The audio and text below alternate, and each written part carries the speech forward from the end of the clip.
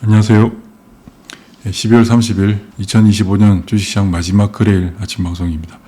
올 한 해 항상 마지막이 되면 여운이 많이 남는데요.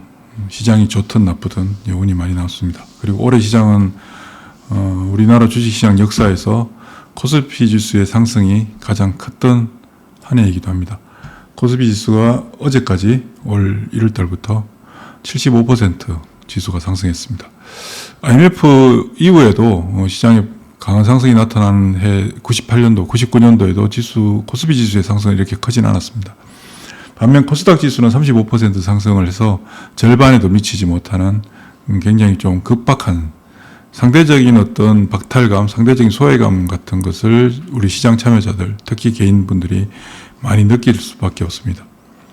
올 한 해 그 수급적인 어떤 측면을 놓고 보면, 코스피 시장에서 보시면 외국인들이 연초에 4월달까지죠. 4월달까지 매도를 하면서 시장을 많이 압박했습니다. 사실 시장을 압박했고 4월 이후부터 시장에 이제 방향성을 가지는 흐름들이 나타났고, 이때 방송을 꾸준히 보신 분들은 아실 것이고 우리 구독 서비스 하시는 분들은 너무 잘 아시겠지만 4월 시작하면서부터 대세 상승장이 시작됐다라고 강조를 드려왔었습니다. 그 구심점에 시장에 동력을 가져다 준 건 외국인들이었고요. 그리고 이때 원달러 환율도 좀 양호하게 전개됐었죠. 그러나 이제 9월 이후부터 외국인들이 재차 또 매도를 하는데, 이 구간은 원달러 환율 때문입니다. 원달러 환율이 급격하게 상승하는 이런 부분들이 외국인들의 매도를 가져오게 되는 이유가 됐고요. 그러나 최근에 정부에서 강력한 환시장에 대한 개입 의사를 밝히고, 그러다 보니까 원달러 환율이 1484원까지 갔던 게 어제 종가 기준으로 1431원대까지 떨어졌습니다. 원달러 환율은 그동안 꾸준히 말씀드린 것처럼 1320원대까지 열려있는 상태라고 할 수 있고요. 아무튼 외국인들의 그 시장 개입이 지수 상승에 사실 이제 근원적인 역할들을 했다라고 할 수 있고, 그 이후에 국내 기관들의 시장 참여가 좀 가속화되는 그런 양상들이 펼쳐지고 있죠. 시장은 올 한 해는 지수가 움직였다. 삼성전자, 하이닉스의 상승세가 굉장히 크게 나타났고, 그동안 한 500만 명 정도 되는 삼성전자 개인 주주분들 한바웃음이 이제 피게 되는데, 그런데 또 한편으로는 너무 다른 종목들이 많이 오른 것 같다는 거죠. 내가 가진 것보다 다른 게 더 크다. 그러니까 소위 말해서 남의 떡이 더 커 보이는 그런 현상들이 실제 시장에서 이루어졌습니다. 그리고 전반적으로 지수의 움직임이 좀 강화되는 현상들이 나타나다 보니까 종목들 움직임, 물론 로봇주들, 바이오 종목들의 움직임이 좀 강화되고, 특히 로봇주들의 상승 탄력은 너무 거칠게 나타나고 있잖아요. 한편으로는 좀 무서울 만큼. 그래서 많이 올랐는데 하면서 이전에 시장에 대해서 알고 있던 상식, 경험들 가지고 미리 처분하신 분들이 너무 많으시죠. 그래서 실제 주가의 상승이 크게 나타났음에도 불구하고 그 실질적인 혜택을 누리지 못하고 결국 정권사 좋은 일만 시켜주는 그런 어떤 사항들이 올해도 여지없이 반복되어 왔다라고 할 수 있습니다. 돈맛은 많이 봤죠. 여러분들도 돈맛은 많이 보셨을 겁니다. 근데 돈맛을 보는 것과 돈을 버는 것은 큰 차이가 있거든요. 돈맛을 보는 것은 매매를 통해서 짜릿짜릿한 주식 사고 막 급등하고 또 팔고 또 다른 종목 들어가서 또 사자마자 또 올라가고 팔고, 이게 계속 반복된다면 얼마나 좋겠습니까만은, 시세가 강하게 형성된다는 얘기는 그에 대한 반작용 또한 크게 나타난다는 얘기가 되거든요. 그 반작용이 나타나는 그 구간에서 대체적으로 다 벌었던 걸 반납하고 나니까 열받아서 혹은 또 빨리 만회하겠다는 생각 때문에 레버리지를 사용하게 되고, 혹은 생각 없이 추격 매매를 하게 되는 그런 어떤 형태로 발전하게 됩니다. 그러니까 매매 횟수가 많아지게 되면 결국은 매매가 꼬여 들어가게 되거든요. 결국은 꼬여 들어가게 됩니다. 시장이 아무리 좋든 시장이 나쁘든 간에 매매 횟수가 많아지게 되면 매매가 꼬여 들어가게 되고, 꼬여 들어가는 순간부터는 여러분들이 애지중지하는 그 계좌, 소중히 관리하는 그 계좌, 은행에 잔고가 있을 때는 돈 쓰는 거 되게 어려워하시잖아요. 아까워하고. 하지만 주식 계좌에서 매매가 안정적으로 차분하게 전개될 때는 내 계좌에 있는 총액, 금액, 그 다음에 매매할 때 발생하는 수익 이런 것들을 여러분들께서 굉장히 디테일하게 기재하고 기록하고 인지하고 하게 되지만 이 매매 횟수가 자꾸 빈번하게 발생하고 급등주들 굳이 급등주를 원하지 않았는데도 불구하고 내가 사서 급등주가 되는 경우들도 굉장히 많거든요. 나는 좀 차분하게 가고 싶은데 주식이 막 급하게 움직여 주니까 본의 아니게 급등주를 매매하게 되는 현상들을 경험할 수 있습니다. 그러다 보니까 막 급하게 올라가는 거 가만히 있었더니 반납하거든요. 그러니까 아이고야 이러면 안 되겠다 싶어서 올라오면 팔게 되고 그런 행위들을 반복하다 보면 나도 모르게 소중하게 관리하던 내 계좌가 관리를 하지 않는 방치된 상태로 그냥 흘러가게 될 가능성이 굉장히 높아집니다. 왜 하냐고요? 저도 해봤으니까요. 저도 그런 경우들 여러분들보다 훨씬 많이 해봤습니다. 그러면서 결국은 종착역은 어떻게 되느냐. 시장과 관계없습니다. 매매가 그렇게 이루어지고 계좌가 그렇게 관리되는 순간부터 오늘 내가 매매해서 얼마를 벌었는지 얼마를 잃었는지 수수료는 총 얼마가 나갔는지 이런 거 잘 알지 못하게 되거든요. 매매가 자꾸 빈번해지다 보면. 그러다 보면 시장과 관계없이 결국 계좌는 깡통으로 갑니다. 아무리 좋은 시장이라도. 아무리 좋은 시장도 매일 올라가진 않거든요. 중간중간에 드랍들이 계속 나타나잖아요. 주식에서 제일 좋은 거는 쉬지 않고 매일 올라가주면 좋은데 좀 빨리 올라가면 그 다음날 또 빨리 밀리고 천천히 가면 또 안 가고 천천히 움직이면 지겨워서 팔게 되고 지겨워서 팔고 움직이는 종목 따라가게 되면 지겨워서 판 종목들은 또 올라오고 내가 따라간 종목들은 그때부터 덜커덩하면서 몇 달 쉬어버리고 몇 달 잘 가는 것처럼 해서 따라갔더니 처음에는 잘 움직이는 것 같다가 거기서부터 몇 달 그냥 쉬어버리거든요. 그 몇 달 쉬어버린 사이에 내가 또 매매해서 뭐 지겨웠던 종목들 팔고 놨는데 급등해버린 현상들. 저희 매매폴더에서도 그런 일들이 비일비재하게 발생했습니다. 올 한 해. 그런 매매가 발생할 때마다 그래도 어떻게 해야 되냐면 그래도 그 매매들을 기록하고 정리하고 여기 이 매매에서 내가 발생했던 잘못된 어떤 부분들을 찾아내서 그 다음 매매에서는 잘못된 부분들, 이전에 했던 잘못을 반복하지 않으려고 하는 노력들이 필요한 거죠. 그러니까 주식을 잘하는 방법은 내가 뭔가를 잘하려고 하는 것보다 잘못하고 있는 부분들을 제거해 나가는 게 결국 주식을 굉장히 잘하게 되는 그게 핵심적인 이유가 될 수 있습니다. 그래서 특히 이제 올해 시장과 내년 시장은 좀 많이 달라질 수 있는데요. 올해 시장은 저야 뭐 4월 달부터 대세 상승장이 시작됐다라고 여러분들한테 계속 강하게 설명드렸었고 그래서 특별하면 매매하지 않는 게 가장 좋은 방법이다라고 강조를 많이 드려왔었습니다. 연초부터 뭐 저희 매매폴더에서도 성과가 좋았잖아요. 뭐 APR부터 시작해서 D&D 파마텍 그리고 작년에는 ABL 바이오, 뭐 D&D 파마텍도 작년부터 했었지만 그리고 뭐 정권주 미래에셋증권, 키움증권, 그다음에 SK스퀘어 지주회사 그리고 뭐 근자에는 오롬테라피틱도 뭐 저희 진입할 때 26,000원대 진입할 때 시장에 관심도 없을 때잖아요. 그때도 제가 조금 늦게 진입했다고 조금 늦었지만 지금 들어가야 된다라고 하면서 매매폴더에 올려드렸던 것도 있습니다. 근데 그럼에도 불구하고 또 굉장히 아쉬운 부분들도 많죠. 놓쳐버린 종목들도 많고 좋은 종목을 가지고 있다가 미리 팔아서 추가 수익이 발생하는 구간을 구경만 하는 이런 일도 있었지만 그래도 뭐가 중요하냐면 그 매매들을 정리를 하는 게 중요합니다. 벌었으면 왜 벌었는지, 잃었으면 왜 잃었는지, 그리고 내가 지금 현재 하고 있는 이 형태, 매매 형태가 계속 반복될 수 있을지, 아니면 그냥 단발성인지. 급등주는 단발적으로 내가 샀는데 막 2, 3일 만에 급등해서 급등주 매매를 하는 경우들도 있거든요. 그걸 수익을 가져오는 경우들도 있는데 그 매매가 그걸로 끝나는 게 아니라 그게 계속 반복될 수 있는 어떤 패턴들을 찾아야 되는데 그게 사실 쉽지 않습니다. 왜냐하면 일반적으로 우리 대중분들, 개인 투자자분들이 주식을 하는 데 있어서 나름대로 본인만의 확고한 원칙들을 가져야 된다라고 생각을 하고 있고 하지만 그게 잘 가지기 힘든 거죠. 왜냐하면 그렇게 썩 많은 경험들을 갖고 있지 않을 수도 있으니까 물론 매매가 오래 하신 분들도 계시지만, 근데 주식을 오래 했다고 해서 경험이 많다라고 할 수는 없거든요. 언제 내가 주식하면서 실력이 늘어나게 되냐면, 내가 잘못된 매매를 했을 때, 나한테 데미지를 준, 타격을 준 매매가 이루어졌을 때, 그 타격을 준 이유가 무엇인지, 내가 이 매매에서 왜 타격을 받았는지, 그걸 복귀하는 과정이 굉장히 중요합니다.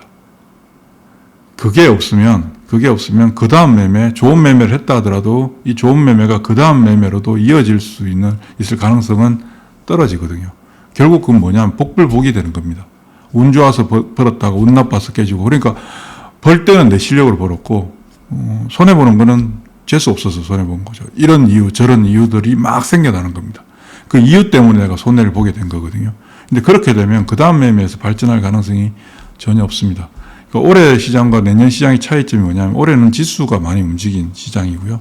내년에는 지수의 움직임은 나타날지 안 나타날지는 알 수는 없습니다만은, 지수의 레벨업이 올해 나타났던 것 같은 급격한 레벨업보다는 종목별로 시세의 차별화가 이루어질 가능성이 굉장히 높습니다.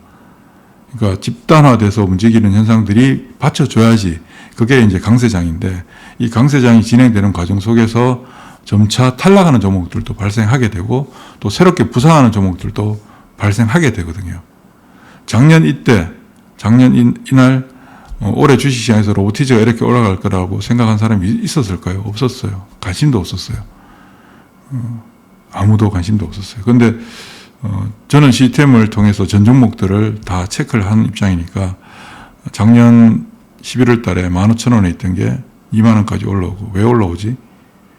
로보티즈는 뭐 제가 익히 잘 알고 있는 기업이니까 왜 올라오지? 이제 움직일 때가 된 건가? 이제 시작된 건가? 했는데, 결국 올해 이제 로보티즈가 갖고 있는 그 기본적인 히스토리, 그리고 이 회사가 하고 있는 영역, 그리고 로봇과 관련돼서는 제가 뉴스 채널에도 로봇은 몇 년 동안 로봇과 관련된 뉴스를 계속 올려드렸잖아요. 이제 드디어 때가 됐구나라고 이제 판단이 되는 거죠. 그리고 그게 어디서 확인할 수 있냐면, 시세와 거래되는 형태, 거래를 통해서도 확인이 가능한 부분입니다. 그러니까 이런 부분들을 어느 정도 인지하고 준비하고 있는 상태에서 시세가 시작될 때, 소위 말해서 잽싸게 진입을 해야 되는 거죠.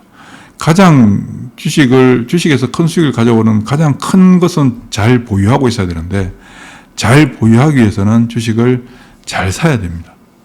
잘 사는 게 가장 중요하거든요. 잘 파는 게 중요한 게 아니라 잘 사는 게 중요합니다.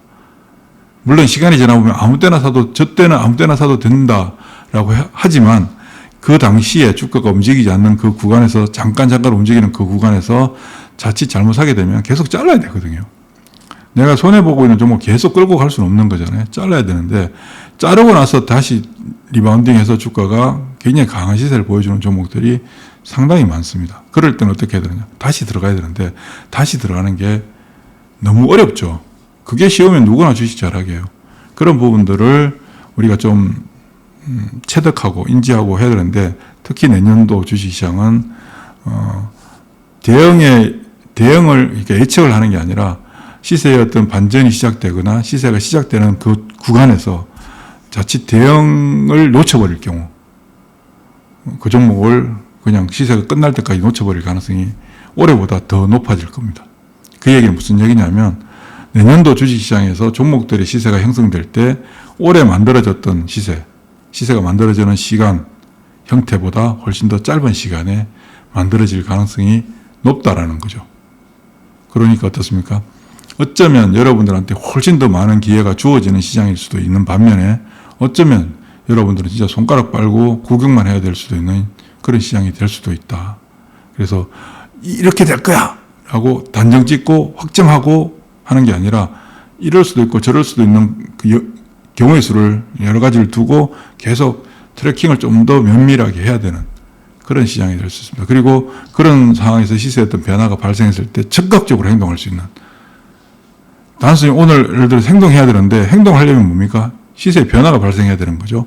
우리가 여기서 많이 고민하는 게, 여러분들도 고민하실 거고 저도 늘 고민하는 부분인데, 자, 예를 들면 A라는 종목을 꾸준히 트래킹을 했어요. 그래서 얘는 제가 여러분들한테 항상 강조드리는 게, 얼마 이상 중요한 가격을 넘었을 때 대응을 해야 되는데, 자, 10,000원이 중요한 가격이라고 해요. 이 종목이 계속 10,000원대에서 뭐 혹은 10,000원 이하에서 왔다 갔다 하다가 이 중요한 가격 10,000원이라고 하는 가격을 굉장히 의미 있는 시세의 반전을 보여주면서 빵 붙었단 말이에요. 근데 빵 붙었는데 초기에 내가 대응을 못해요. 하기가 힘들죠. 그걸 어떻게 일일이 다 할 수 있겠습니까? 하기가 힘든 상황인데 불구하고 봤단 말이에요. 준비하고 있었어요. 그런데 아침에 오늘 한 10% 넘게 올랐어. 아, 이거 따라 살까 말까, 사야 되나 말아야 되나, 이런 고민들을 하잖아요. 그래서 너무 올랐는데 싶어서 안 사면 그냥 가버리고, 더 갈 것 같은데 싶어서 따라가면 덜커덩해서 밀려버리고, 이런 일이 계속 반복하잖아요. 제가 최근에 좀 놓친 종목들이 있는 게 현대모백스를 최근에 놓쳤습니다. 12,000원대에서 전반적으로 로봇주들이 좀 쉬어가고 있는 상황이었고, 돌리는 상황이 만들어지기가 임박해 있는 시기인데, 저희 매매폴드에서는 이미 로보티즈랑 레인보우 로보틱스, 컬로봇 이렇게 큰 것들로 포지션이 구축되어 있는 상태니까 작은 애들 중심으로 매매로 들어갈까 말까 사실 의미는 없습니다만은 비중을 좀 싣고 가야 되는데, 현대모백스라는 종목하고 한라캐스트 그리고 뉴로메카 요 종목들을 계속 트래킹하고 있는 중에 현대모백스가 빵 붙더라고요. 근데 들어가야 되는데 싶은데 빵 붙더니 확 밀려버려요. 12,000원대에서. 그리고 또 그 다음날 되니까 또 13,000원 확 붙었다가 또 확 밀려버리고, 그 다음날 되니까 또 확 붙었다가 확 밀려버리고, 이런 일들이 한 3, 4일 계속 반복되는 거죠. 그러니까 어떻습니까?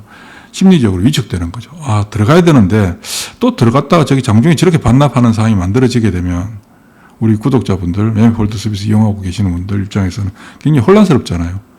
그래서 그걸 계속 망설였어요. 저는 원래 잘 망설이지 않는데, 망설이면서도 느꼈죠. 내가 이렇게 망설이는 걸 보니까 얘는 가겠구나. 왜냐하면 제가 망설인다는 얘기는 이 시세를 보고 있는 그 종목의 거래들을 보고 있는 대부분의 사람들이 망설이게 된다는 얘기거든요. 똑같거든요. 사람들이 시세를 보고 느끼는 감정은 똑같단 말이에요. 내가 이 정도로 대응하지 못하고 망설이고 있다는 얘기는 얘가 시세가 제대로 만들어지는구나. 그러더니 20,000원 넘어가 버리죠. 그렇게 망설이는 경우들이 많은데, 내년에는 그 망설이는 거를 망설이면 안 된다. 그럼 어떻게 해야 되느냐? 중요한 가격이 10,000원을 넘어서서 시세가 빵 붙었는데 10,000원에 못 들어갔어요. 11,000원이 넘었어요. 그러면 11,000원에 사야 될까 말아야 될까 고민을 하잖아요. 그걸 어떻게 해야 되느냐? 사세요. 사셔야 돼요. 일단 대응을 해야 돼요. 왜? 대응이니까. 예측이 아니라 대응이니까. 그래서 시세의 변화가 발생했으니까 대응을 해야 되는 상황이니까 대응을 하는 겁니다. 대응했는데 여기서 밀려버리면 어떡하지? 밀리는 게 당연하다. 내가 대응을 하고 나서 여기 대응한 후에 적극적으로 주가가 올라간다라는 생각을 가지면 안 됩니다. 내가 대응을 하고 밀리는 게 정상이다. 그럼 밀리는데 어떻게 해야 되느냐? 기다려야죠. 기다려야 됩니다. 어제 우리 최근에 매매폴드에서 매매한 거 보면 큐렉스 같은 경우 어제 추가 들어갔잖아요. 2차 매수를 들었는데 1차 매수하고 나서 좀 밀렸습니다. 큐렉스 같은 경우도 한번 보여드릴까요? 이제 요거는 매매 팁인데 어떻게 매매를 하는지를 확인해 볼 수 있는, 확인한다기보다 그냥 하나의 팁인데,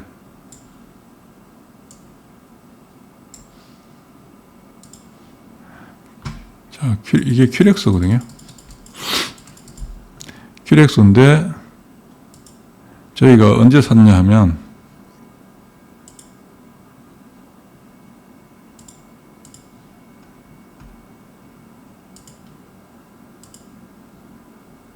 12월 22일 날 13,490원에 13,380원에 들어갔었거든요. 12월 22일이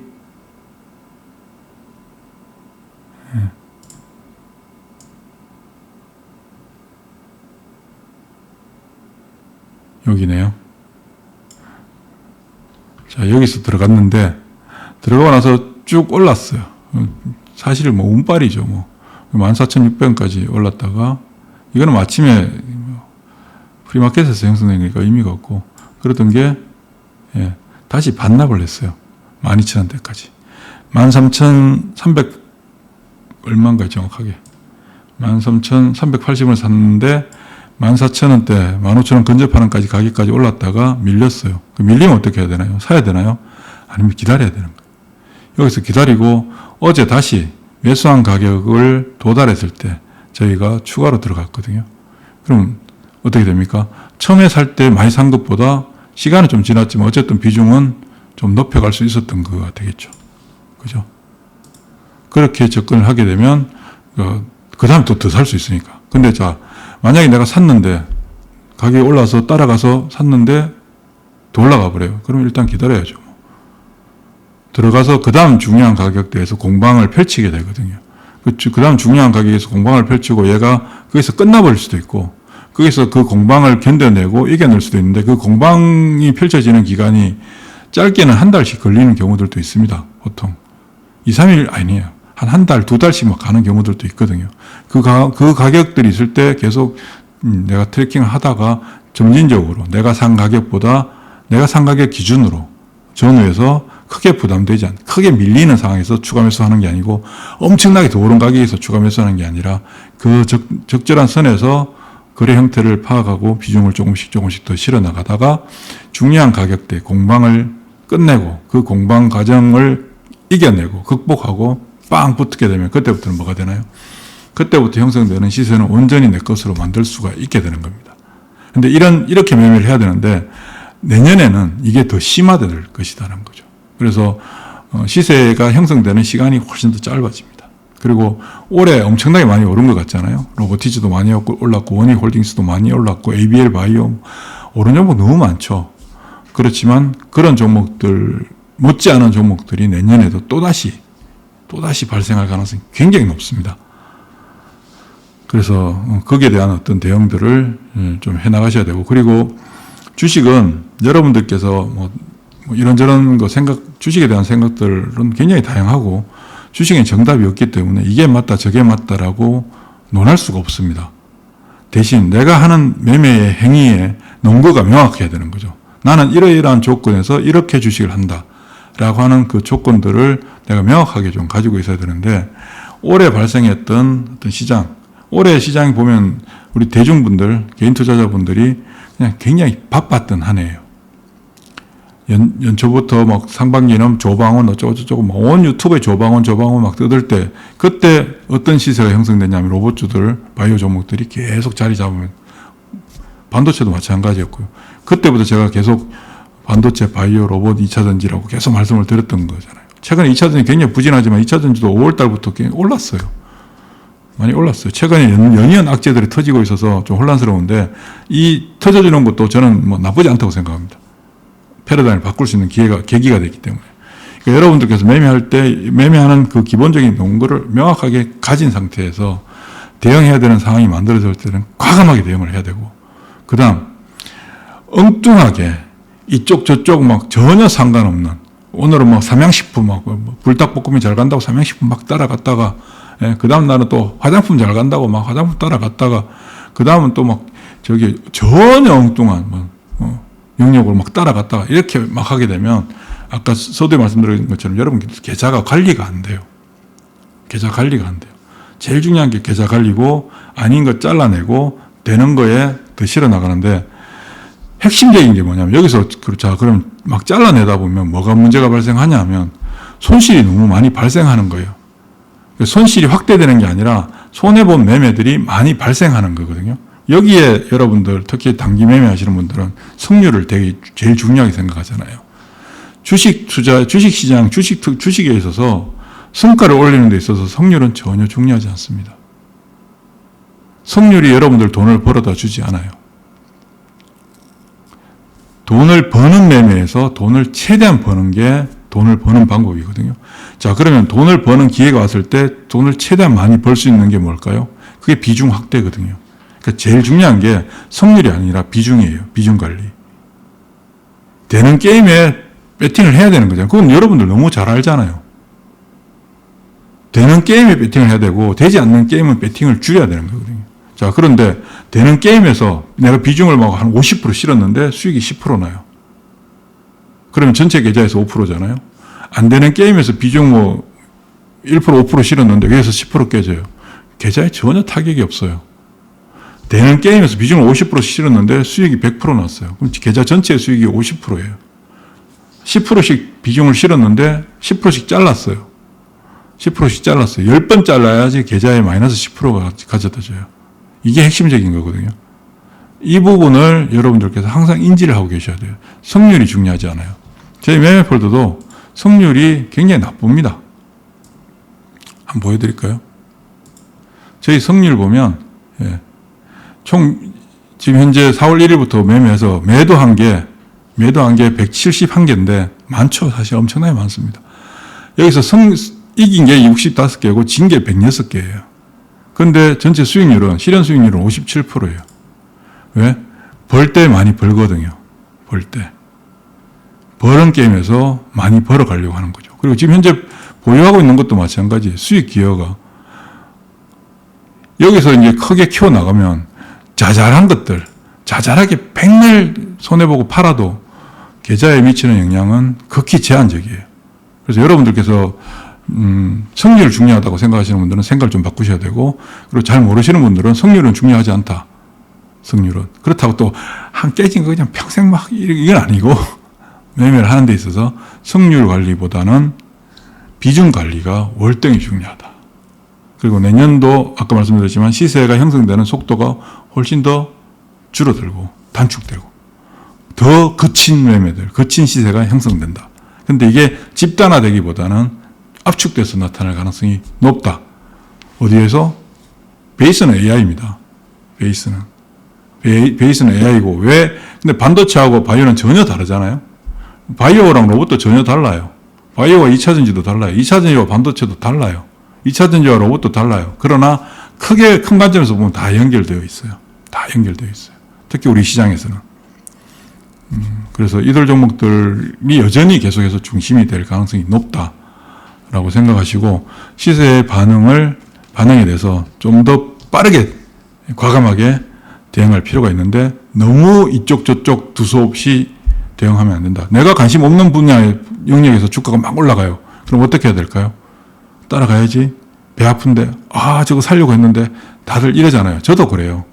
근데 내가 처음부터 관심을 가지지 않았고 신경도 쓰지 않았던 영역에서 주가가 막 올라가요. 그거는 어떻게 포기해야 되는 겁니다.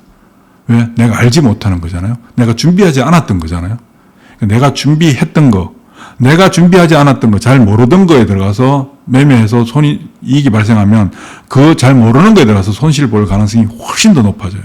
그러니까 내가 준비하고 있고 계획하고 있고 익히 내용을 충분히 이해하고 있는 가운데 그 안에서 시세가 만들어지는 종목들을 트래킹해서 대응을 해나가게 되면 잘못될 가능성은 거의 없습니다. 그리고 그런 형태의 대응이 내년도 시장에서는 훨씬 더 잘 먹혀 들어가게 될 것이다. 그리고 기간도 훨씬 단축될 것이고. 왜? 지금 시장을 둘러싼 모든 환경들이 주식이 안 될 수 없는 환경을 만들고 있습니다. 이미 방송에서 계속 그동안 설명을 드렸었는데, 그런 구조적인 환경 하에 시장이 이제 시작을 하는 상황이기 때문에 굉장히 좋은 시장이 도출될 것이다. 그리고 그 기회를 여러분들께서 절대 놓치지 마시고 가져가시기 바랍니다. 저희 매매폴더 안 하셔도 관계없어요. 매매폴더 하든 말든 그건 제가 관여할 바도 아니고 그건 중요하지도 않아요. 근데 단지 여러분들께서 좀 많이 보셨으면 좋겠어요. 제가 예전부터 항상 말씀드렸던 건데, 우리나라 주식시장에서 사실 개인 투자자분들이 돈을 제일 많이 벌어야 돼요. 그리고 주식 하시는 분들이 우리 수많은 이 사회 환경 속에서 수많은 영역에서 나라를 위해서 내가 열심히 사는 게 곧 나라를 위해 사는 거잖아요. 그게 나라가 잘 되는 거예요. 근데 주식 하시는 분들이 요즘은 이제 그런 어떤 사회적인 그런 게 없었는데, 예전에는 주식 한다고 하면 꼭 사람들이 쳐다볼 때 도박하는 사람처럼 투기꾼처럼 이렇게 쳐다보는 그런 사회적인 환경들이 조성되어 있었어요. 그래서 어디 가서 주식한다는 얘기를 잘 안 해요. 실제 다 하면서도 서로 주식한다는 얘기를 잘 안 하죠. 암묵적으로도. 근데 지금은 이제 주식하는 게 사회적인 현상이니까 주식하는 거에 대해서 어디 가서 얘기 못하는 건 아니잖아요. 근데 이런 상황, 이런 환경 하에서 내가 주식에서 돈을 벌고 그 돈을 번 걸 가지고 우리 가족들 잘 부양하고 사고 싶은 거 다 사고 먹고 싶은 거 다 먹고 이렇게 하는 게 나쁜 게 아니에요. 그게 곧 나라를 위하는 거거든요. 그게 애국자예요. 그 주식 투자하시는 분들이, 저는 개인적으로 제가 주식하는 사람이니까 그런 편견을 갖고 있을지 몰라도 주식하는 사람만큼 애국자가 없다. 애국자가 없다. 애국자예요. 나라를 부흥되게 만드는 그 제일 전방에서 활동해주고 자기 생돈 가지고 남의 돈 갖고 하는 것도 아니고 자기 생돈으로 하는 거잖아요. 얼마나 뭐 옛날 일제시대 때 독립운동 하던 것과 뭐 비교할 수는 없겠지만 애국자다. 그래서 여러분들이 주식에서 돈을 많이 버시는 게 결국 그게 여러분들한테만 좋은 게 아니고 시장 전체에 다 좋아요. 여러분들 주식에서 돈 벌었는데 그거 갖고 빠져나가요? 안 빠져나가도 계속 주식을 더 살 거 아니에요. 그럼 주식시장을 더 활성화시키는 하나의 모멘텀이 되는 거죠. 그래서 주식에서 좀 많이 버시고 그 다음에 저도 이제 유튜브를 통해서 여러분들한테 방송을 아침마다 해드리지만 사실 제가 매매 폴더에서 우리가 매매하고 있는 종목들을 아침 방송에서 막 대놓고 얘기는 안 하잖아요. 그리고 트래킹하고 있는 종목들, 준비하고 있는 종목들을 막 미리 말씀드리고 하진 않거든요. 그러니까 참고만 하시지 그걸 가지고 절대적으로 맹목적으로 여러분들께서 소위 말하는 종목 동향하러 다닌다고 하잖아요. 그렇게 하시면 안 됩니다. 그건 별로 썩 좋은 게 아니고요. 그리고 제가 생각하는 주식은 항상 이거거든요. 머리로는 주식을 사야 된다고 생각하면서도 손으로는 팔 수 있는 게 주식이라고. 그만큼 대응이 중요하다는 얘기거든요. 대응은 실시간으로 여러분들과 24시간 방송을 켜놓고 할 수 없는 거잖아요. 그러니까 그 대응의 영역과 접근의 관점은 다르기 때문에 그 부분은 여러분들이 그러니까 유튜브에서 혹은 뭐 수많은 채널들에서 자료들, 정보들 엄청나게 쏟아지잖아요. 여기에서 여러분들 쉽게 생각 없이 물론 생각 없이 하시지는 않겠지만 너무 쉽게 수용하고 받아들이는 거는 좀 어느 정도 자제를 해야 되는 부분들도 있다. 그리고 뭐 아침에 얘기가 좀 길어지고 있는데요. 마지막 날이다 보니까 주식 공부들 많이 하시잖아요, 여러분들. 종목 공부들도 많이 하시고. 근데 대체적으로 아시나요? 여러분들이 하고 있는 그 공부가 뒷북을 치고 있다는 거. 주가가 많이 올라가고 시장에 관심이 핫해지고 막 시장에서 막 주가가 움직이고 나면 거기에 대한 얘기들을 하고 그 종목에 대해서 공부하고 있잖아요. 알아보려고 하고. 근데 그게 다 뒷북이거든요. 미리 하셔야 되는 거예요. 그러니까 언제 그 해당 기업들에 대해서 알아나가야 되냐면 주가가 움직이지 않을 때예요. 주가가 움직이지 않을 때 미리 그 회사들에 대해서 계속 알아가는 시간들을 가지고 이 회사는 이런 내용을 가지고 있구나. 이 회사의 포인트는 무엇이구나. 그리고 그 다음 이제 시장에서 이 회사가 현재 가격대가 어떤 가격이고 현재 거래가 어떤 수준이며 뭐 수급은 어떠냐. 이제 그 다음 그게 찾아 들어가는 거거든요. 그리고 나서 얘는 얼마 정도 됐을 때 거래가 어느 정도 형성됐을 때 내가 대응을 해야겠구나 라고 생각하고 그때 가서 이제 그런 현상들이 시장에서 나타나게 되면 대응하는 겁니다. 그리고 주가가 나중에 올라가잖아요. 그럼 사람들이 또 다 열광하고 막 공부한다고 하고 막 원스터디 한다고 하고 오만 곳에서 그 종목이 거론되고 해요. 그리고 거기에 대해서 막 더 깊이 있게 막 파고 들어가서 막 분석한 자료들도 나오고 오만 너무 많죠. 그때는 뭘 해야 되냐? 그냥 가만히 있다가 그들이 더 시끄럽게 더 열광할 때까지 기다리는 거예요. 그리고 그들한테 던져주고 나오면 되는 거예요. 어렵지가 않아요. 그러니까 언제 공부를 하느냐? 저도 매일같이 자료들 이렇게 프린트해서 이렇게 보고 있는데 이 얘들 중에서 지금 핫하게 움직이고 있는 종목들이 있느냐? 없어요.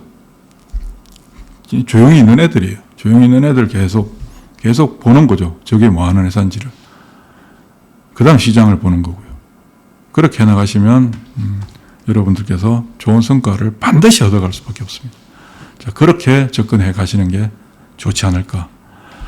자, 아무튼 올해 2025년도 한 해 참 어렵기도 했고 또 한편으로는 이보다 더 좋아질 수가 있을까 시장이라는 생각이 들 만큼 시장도 좋아졌고요. 근데 제가 생각하는 것만큼은 썩 좋아지진 않았습니다. 지수의 상승은 컸지만 시장의 그 질적인 측면에서 형태는 그렇게 만족스러운 부분은 아닌데 내년도는 훨씬 좀 달라질 수 있다라는 생각을 보다 명확하게 가지게 된 한 해가 아닌가라는 생각 들고 2027년도까지는 시장의 상승이 이어질 가능성이 높다. 물론 간다 확정 지을 수는 없죠. 가는지 계속 체크를 해야 되는 거니까. 이게 그 주식이 어려운 겁니다. 아무튼 그래도 기본적인 베이스는 그 어느 때보다 좋다. 제가 36년, 37년인가요? 주식시장에 있으면서 올해 조성되고 있는 이런 환경들이 과거에도 있었는가 싶을 만큼 환경적인 요소가 받쳐주고 있다. 그렇게 생각이 듭니다. 그러니까 자신감을 가지시고 돈 진짜 좀 많이 버십시오. 많이 버셔서 즐겁고 행복하게 지내시는 게 좋지 않을까요? 돈이 행복의 전부가 아니다. 이런 얘기들 많이 하잖아요. 뭐 그런 밈도 있었는데 돈이 행복의 전부가 아니다. 돈이 부족했기 때문에 그렇다. 그런 얘기들도 하잖아요.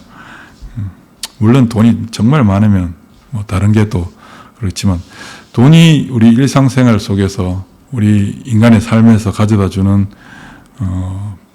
비중은 사실 절대적이지 않나요? 그게 절대적이에요. 자식들이 부모한테 효도하는 거, 진정으로 자식들이 훌륭한 효자, 효녀이기 때문에 부모한테 효도하는 경우들이 있지만 부모가 돈이 많으면 자식들이 효도를 하죠. 그렇지 않을까요? 그리고 나도 내 부모님이 정말 돈이 많으면 더 노력하겠죠. 그리고 내가 돈이 많으면 내가 뭐 예를 들어서 뭔가 생각이 들 때 뭔가를 하고 싶을 때 언제든지 바로바로 행동에 옮길 수 있는 거. 뭐 다 뭐가 받쳐주나요? 돈이 받쳐주는 거잖아요. 그러니까 행복의 절대가 100%가 돈은 아니지만 그 100%의 상당 부분은 돈이 어느 정도까지는 만들어주는 거니까 여러분들도 많이 버셔서 행복하게 지내셨으면 얼마나 좋겠습니까? 자, 저도 마찬가지고. 자, 아무튼 올 한 해 고생들 하셨고요. 새해 좋은 일 많이 생기고 돈 많이 버십시오. 수고하십시오.